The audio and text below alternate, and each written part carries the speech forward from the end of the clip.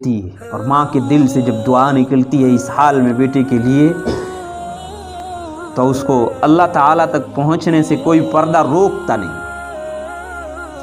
پھر کوئی پردہ روکتا نہیں۔ اس لیے ماؤں سے کہا کریں آپ اپنے گھروں سے دور ہیں، اپنے والدین سے دور ہیں، اور آپ کی ماؤں کے دلوں میں آپ کی محبت بے انتہا موجود ہے، اور کئی مرتبہ آپ کو یاد کر کر کے رویا بھی کرتی ہیں، مگر آپ کو نہیں بتاتی۔ ہاں، آپ کو نہیں بتاتی، آپ کو کبھی نہیں بتائیں گی آپ کی والدائیں کہ بیٹا آپ کی یاد آتی ہے تو میں رو جاتی ہوں یا میں رو دیتی ہوں، یہ کبھی نہیں بتائیں گی۔ کیوں؟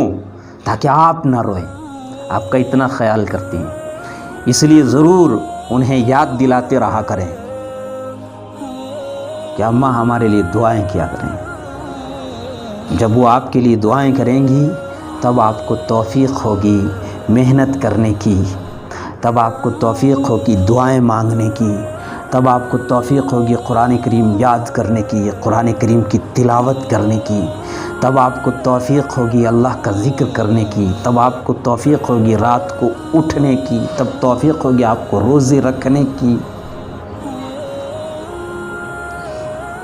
یہ جو نیک اعمال کی توفیق ملتی ہے یہی در حقیقت توفیق ہوتی ہے، ورنہ مال و اسباب تو کافروں کو بھی خوب ملتا ہے، بلکہ زیادہ ملتا ہے۔